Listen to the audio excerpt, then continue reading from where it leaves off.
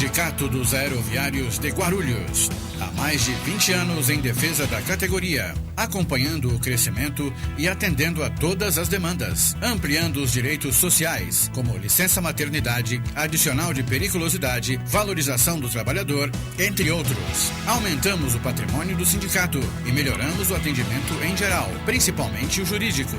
Estamos 100% presentes na base, junto à categoria, todos os dias, 24 horas por dia. Sindigru, Rua Santo Antônio, 339, Centro de Guarulhos. Telefone 2409-0203. Administração Presidente Orison Melo.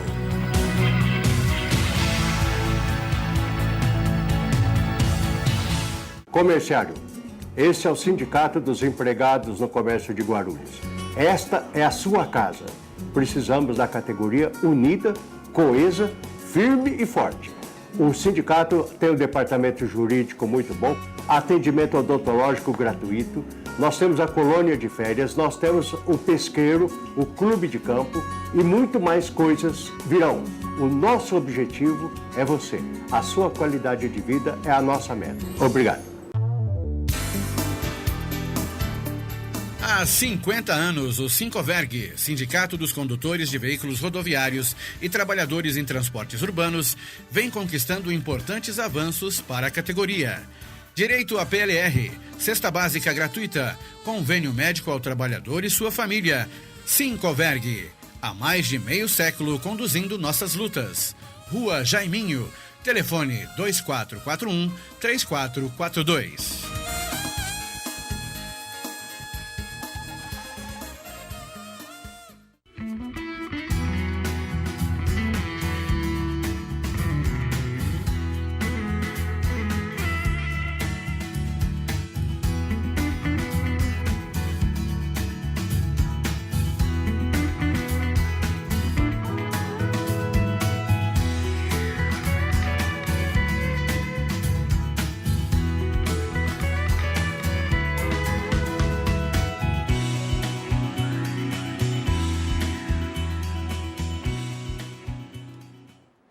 Programa Tribuna Livre, diretamente dos estúdios da TV Guarulhos, conversando sobre a nossa cidade, que é imensa, que tem muitos problemas, mas que também tem muita gente procurando soluções para esses problemas que enfrentamos no dia a dia.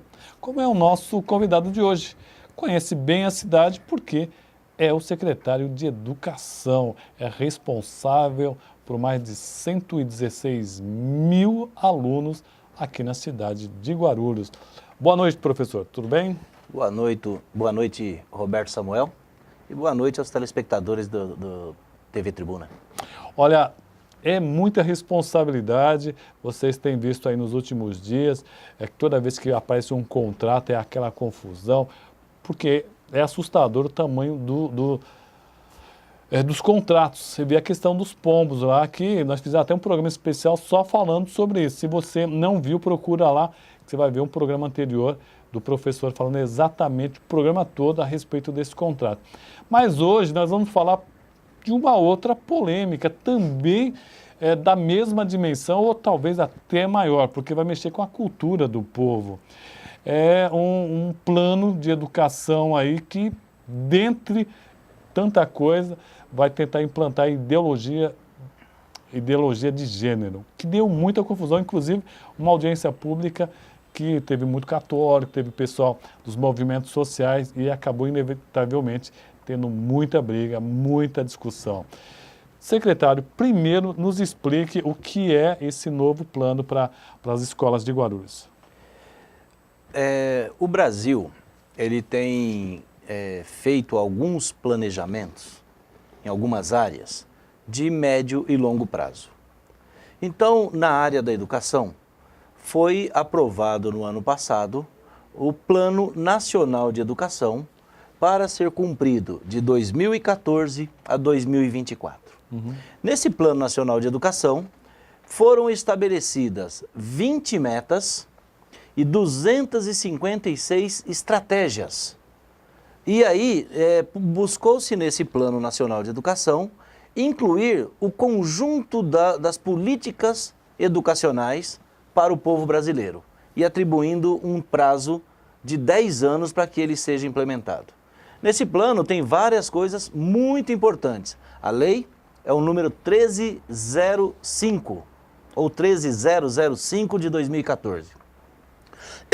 Vale a pena você ler o Plano Nacional, porque ali a sociedade brasileira assume compromissos com a educação. Por exemplo, de aumentar os recursos de investimento na área da educação de 6%, que é hoje, para 10% do produto interno bruto, até o final da década, lá projetada. E outras metas de valorização profissional, de universalização do atendimento, que ainda temos problemas no país. E dentre as questões... Beber uma água aqui, Roberto. Bom, enquanto o secretário bebe uma água aí, é importante dizer que o plano é muito amplo.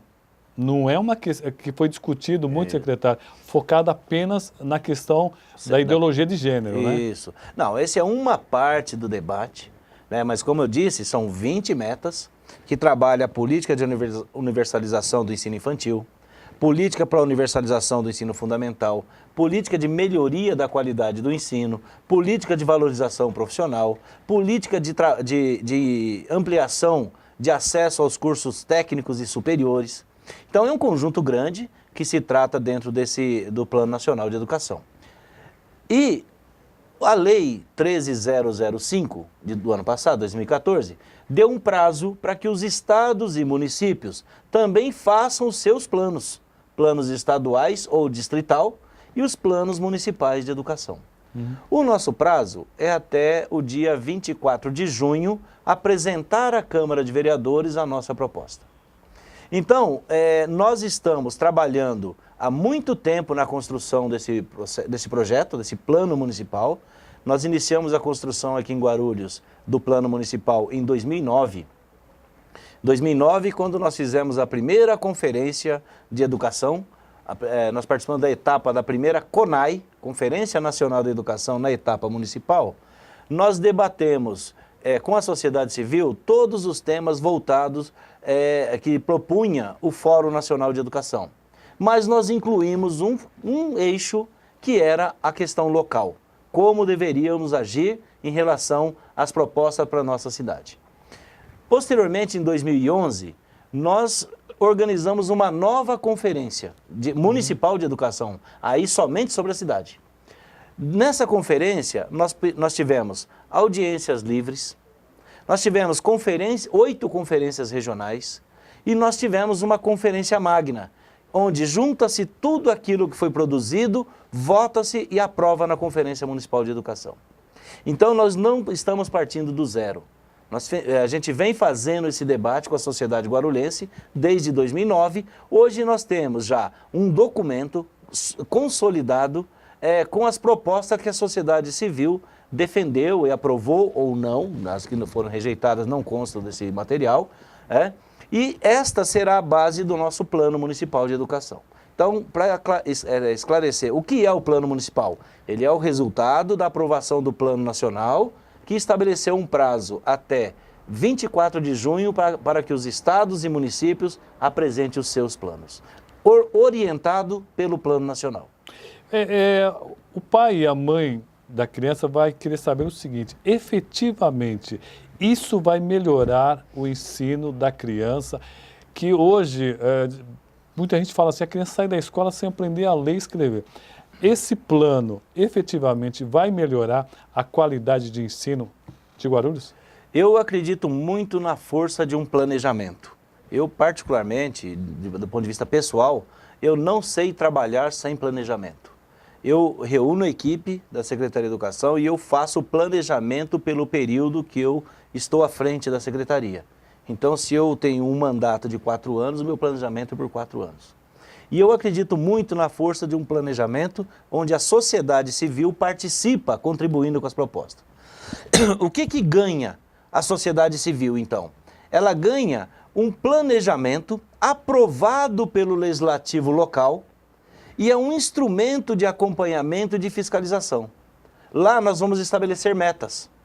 Quantas crianças nós vamos conseguir atender na próxima década nas creches? Hoje nós atendemos 25 mil crianças nas creches. Quantos nós estamos propondo? Haverá essa meta.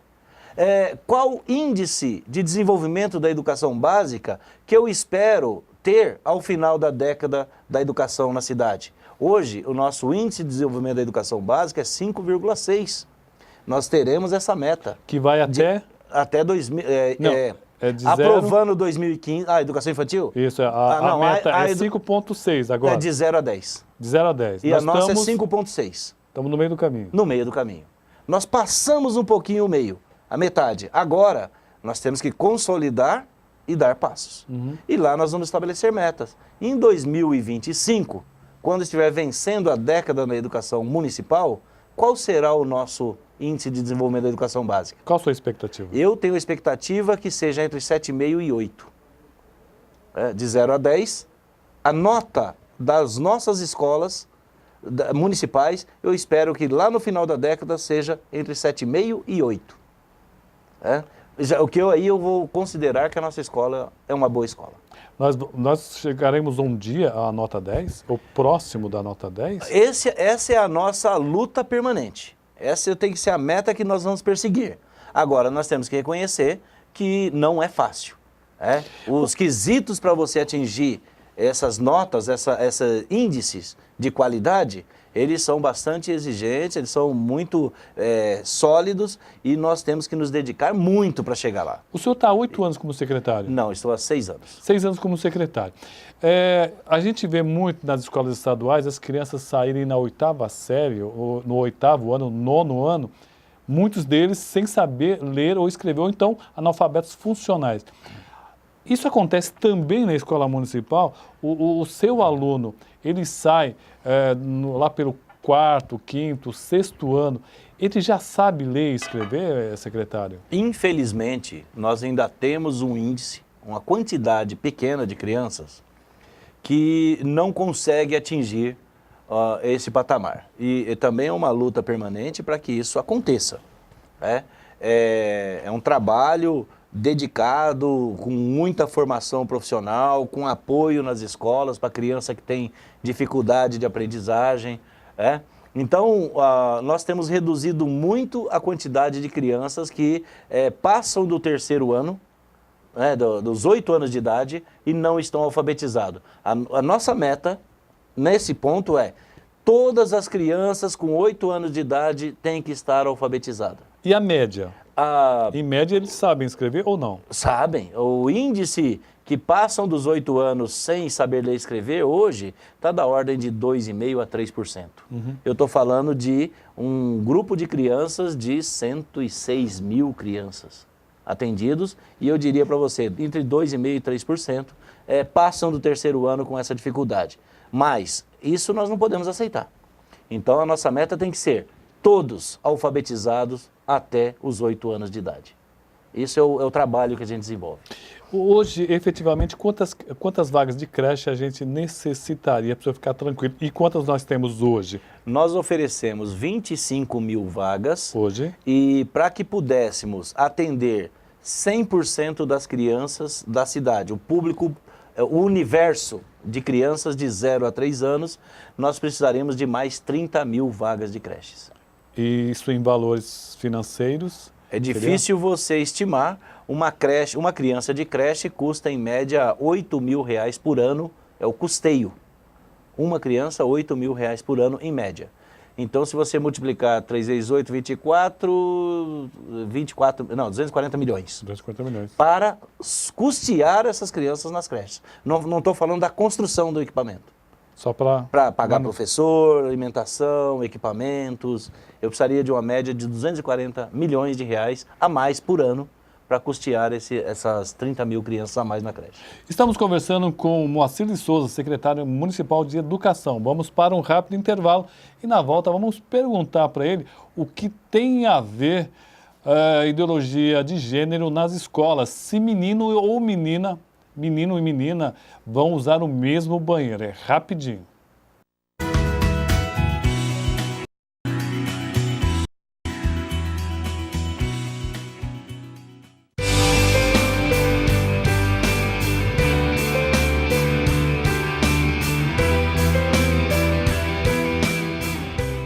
Sindicato dos Trabalhadores nas Indústrias da Construção e do Mobiliário de Guarulhos e Arujá.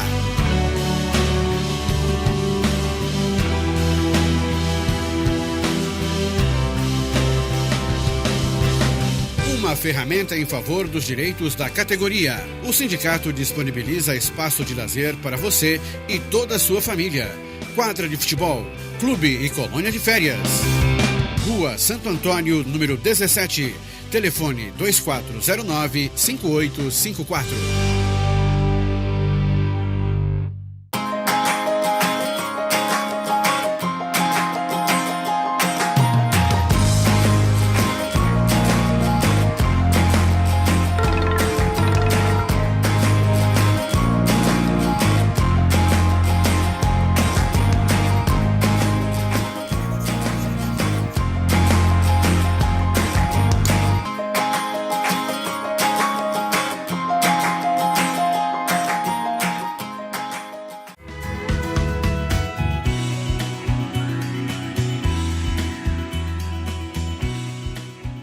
Programa Tribuna Livre, hoje recebendo o secretário municipal de Educação para falar sobre um plano aí de educação que deu muito que dizer entre movimentos sociais e a Igreja Católica. O ponto principal da discórdia é a implantação do que eles chamam de ideologia de gênero. Segundo o que se foi falado, meninos e meninas irão usar o mesmo banheiro nos primeiros anos e ele mesmo vai construir a sua identidade psicológica. É isso, secretário? Não. Não é isso. Da forma como foi apresentada, é um absurdo. Em primeiro lugar, nós temos que tomar cuidado com a terminologia. Às vezes a gente fala as palavras e dá a impressão que elas não têm um sentido diferente. Uhum. E tem. É muito diferente eu falar que eu quero implantar, sim, uma política de igualdade de gêneros nas relações, do que dizer que queremos implantar uma ideologia de gênero. Ora, a ideologia de gênero pressupõe que a construção da identidade sexual é uma construção social. Uhum. Portanto, nascemos meninos e meninas, mas isso não determina, isso na visão destes teóricos, não na minha. Mas que o fato de ter nascido menino ou menina não determina a sua orientação sexual futura. Né? E que a construção social vai interferir na orientação ou na opção que a criança ou a pessoa fará em relação à sua identidade sexual. Primeiro, quero dizer que eu discordo disso. Uhum. Totalmente discordo, porque eu não acredito que o fato de um menino ou uma menina, uma adolescente, ou um jovem, ou um homem, ou uma mulher, elas fazem uma opção, ou ela escolhem, ou ela assumem uma posição de homossexualidade. Eu não acredito que é por uma pressão social. Quando eles se assumem a essa questão sexual, a sua identidade sexual, eu acredito, primeiro, que as pessoas devem viver um conflito intenso, muito intenso, um sofrimento muito intenso, e elas vão buscar, então, a forma de felicidade que elas entendem que melhor lhes atende. Uhum. Então, não se trata de uma decisão ou de uma pressão social, onde as pessoas têm que tomar a decisão se querem ser homossexuais. Primeiro ponto. Então, isso não significa que nós não tenhamos que construir políticas públicas, principalmente pautadas nos direitos das pessoas, no direito da pessoa humana, de ter o mesmo tratamento dentro de uma sala de aula. Então, eu vou te dar um exemplo. Nós sabemos que nossa sociedade tem inúmeras contradições. Por exemplo, homens e mulheres, embora desse a impressão de que são todos iguais, nós sabemos que não são. Mulheres ganham menos que homens. Embora façam o mesmo serviço. Embora façam o mesmo serviço e uma segunda, terceira ou quarta jornada de mãe, de dona de casa e tudo mais. Mas a sua remuneração é inferior à do homem. De onde vem esse conceito? É um conceito social É o conceito de que a mulher cabe às tarefas domésticas e ao homem ser o provedor. No entanto, o que a gente sabe também é que hoje uma grande quantidade de mulheres são arrimo de família. São elas que sustentam as casas. Isso está provado por índices do IBGE. Ora, nós temos que adotar uma política de igualdade de tratamento dentro do serviço público, seja de educação, de saúde, qualquer outro serviço. Mais um exemplo. Nós temos educação de jovens e adultos. Vamos supor, e eu tenho um exemplo real, concreto, aconteceu, que um jovem travesti, que assumiu uma opção ou uma identidade sexual, procure por uma vaga numa escola nossa de educação de jovens e adultos, porque ele quer concluir os seus estudos. Aí cabe algumas perguntas. Como deverá ser o nosso tratamento em relação a esse ser humano que está procurando a escola como uma alternativa de superar os desafios que a escola, que a vida que lhe propõe, que a sociedade lhe propõe? Na minha opinião, tem que ser de igualdade. Seja heterossexual, homossexual, homem, mulher, tem que ser de igualdade. Mas para você chegar nessa sociedade de igualdade, as pessoas, e nós trabalhamos com pessoas, as pessoas têm que compreender essa diferença. O professor tem que estar preparado, o diretor da escola ou a diretora da escola, os alunos, amigos que frequentam aquela escola, a cozinheira ou cozinheiro, o controlador de acesso, os pais, as mães, de compreender que o fato de ter um travesti frequentando uma sala de aula ao lado do seu filho, em nada vai influenciá-lo. E essa pessoa tem que ter o direito à igualdade. Então veja, eu estou falando de coisa diferente. Estou falando em política pública, onde cada cidadão tem os seus direitos preservados pela Constituição.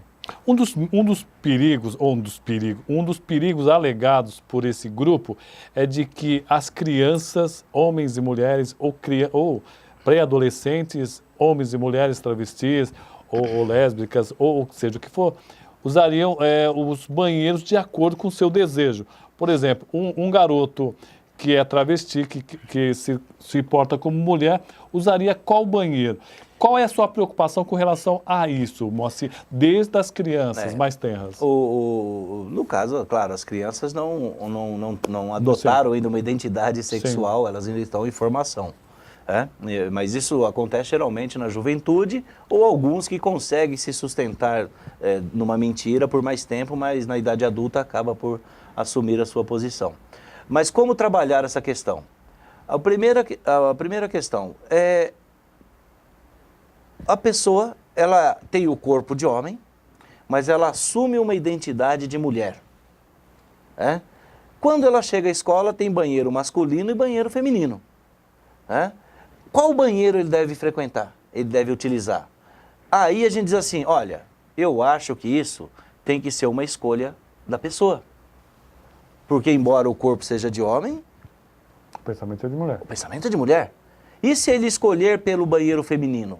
Qual vai ser a ofensa que ele vai provocar? Que essa pessoa vai provocar? Não vai ofender em nada. Ela vai frequentar o banheiro, fazer suas necessidades fisiológicas e tudo bem. Não há ofensa.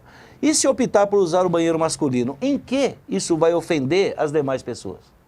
A verdade é uma pessoa, tem necessidades fisiológicas como qualquer outro ser e precisa ter esse direito respeitado. Então, isso veja, vai ser determinação da escola. E aí isso tem que ser compreendido por todos nós, não só na escola. Por você, por mim, na rua, na igreja, no comércio, em todos os lugares. Isso tem que ser compreendido por nós. E aí entra as conversas mal feitas. Em momento algum, nós adotamos qualquer princípio, qualquer discussão, qualquer indicativo na Secretaria de Educação de construir o terceiro banheiro. Isso não existe. Nós construímos sim o terceiro banheiro, mas para atender as pessoas com mobilidade reduzida. Cadeirante, aquela criança que anda com apoio, com algum apoio, que tem dificuldade de frequentar o sanitário comum, porque ele precisa das barras para se apoiar. Isso é uma questão também de preparar a escola para poder receber a todos, inclusive o cadeirante.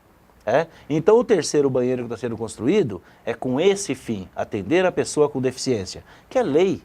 Qualquer lugar que você visitar, o shopping, tem que ter, o restaurante, às vezes não tem, mas o correto é ter. Nós temos que ter as vagas de estacionamento reservadas, tem que ser aquelas vagas privilegiadas e mais próximas do acesso aos prédios, porque a pessoa ela tem uma dificuldade natural, é o cadeirante. Mas não para atender um terceiro sexo ou uma terceira, porque isso não existe, isso é balela, é argumento de pessoas que não querem fazer o debate real. Bom, teve uma audiência, não foi nenhuma audiência pública, né, oficial, né? Na verdade foi uma reunião em que eu acabei acompanhando parte, havia uma grande maioria católica e parecia bem conservador, e alguns movimentos bastante avançados, né? Como a Marcha da Maconha, a Marcha das Vadias, movimentos de mulheres e entre outras coisas. Como é que o senhor viu aquela reunião, que foi muito tensa, na verdade houve até embate. Como é que o senhor viu aquilo lá e como é que o senhor vai preparar para que não haja disso outros embates e seja melhor compreendido? Não, a primeira questão é assim, a audiência pública que houve, eu era convidado. Eu fui convidado pelo presidente da Comissão de Direitos Humanos da Câmara Municipal. A primeira conversa foi o seguinte: olha, tem algumas pessoas da igreja que estão querendo conversar. E eu disse, marque a reunião. Eu recebo aqui o padre e as pessoas responsáveis, não tem problema nenhum.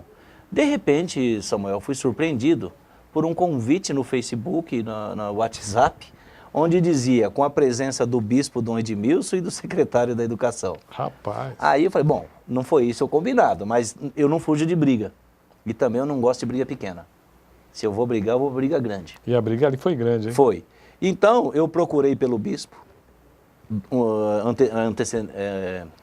antes da audiência, conversei com o Dom Edmilson, esclareci a situação. Eu falei, olha, eu estou indo de convidado, nós não temos controle sobre os movimentos, aqueles movimentos que certamente estarão lá, porque o convite está sendo aberto a todos por WhatsApp, Facebook, logo eu sei que vai ter.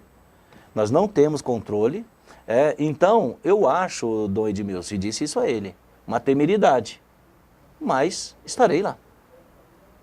Conversei com o Padre Berardo, convidei o Padre Berardo para ir à Secretaria de Educação tomar um café comigo. Ele esteve lá na mesma quarta-feira, fiz o mesmo alerta, falei, corre o risco de nós não conseguirmos avançar na discussão, porque é possível que tenhamos pessoas presentes que não querem ouvir. Já tem posição formada, sim, e por mais que um fale e o outro fale, não vai alterar e não vai mudar. Foi o que aconteceu. Dois lados, um lado mobilizado pela igreja, um lado mobilizado pelos movimentos sociais, e aí ali a gente percebia que ninguém estava interessado em ouvir. Cada um estava interessado em apresentar suas opiniões, às vezes percebendo que as pessoas estavam desinformadas, inclusive. Por exemplo, alguém disse no microfone, vocês estão construindo o terceiro banheiro. Eu estou dizendo, é mentira, não é verdade. Não há nenhum projeto nesse sentido. Agora, que há, e é verdade, é o seguinte, nós queremos sim, e eu acho que é fundamental, trabalhar uma política de educação sexual nas escolas. Eu não posso concordar. A partir de que idade, secretário? Desde a idade que for possível, cada um com a... Mas tem a idade, de acordo com a faixa etária, você trabalha didaticamente, pedagogicamente, você vai passando as informações de forma correta. O que não é possível? O que não é possível é a escola se eximir desse papel, é a igreja se eximir desse papel, as instituições se eximirem desse papel e a própria família não ter as informações corretas para passar e você ter situações bastante traumáticas na transição de criança para adolescência. Isso não é incomum. O que é muito ruim é o número de jovens que nós temos com gravidez precoce e indesejada. Verdade. O que é muito ruim é nós termos um número enorme de jovens que se contagiam por doença sexualmente transmissível por falta de orientação. por falta de conhecimento do seu próprio corpo e dos mecanismos de preservação. Então, isso eu jamais vou admitir. Eu acho que o melhor instrumento é a informação.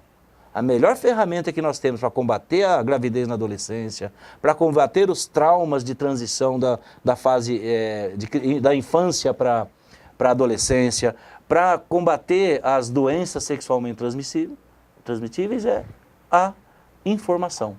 E isso é um papel da escola, é um papel da igreja, é um papel das instituições políticas, é papel de todos nós. Olha, já estamos no minuto final, hein? Nossa, toda vez que o secretário vem aqui, os assuntos são tão polêmicos, eu acho que meia hora está ficando cada vez menor a quantidade.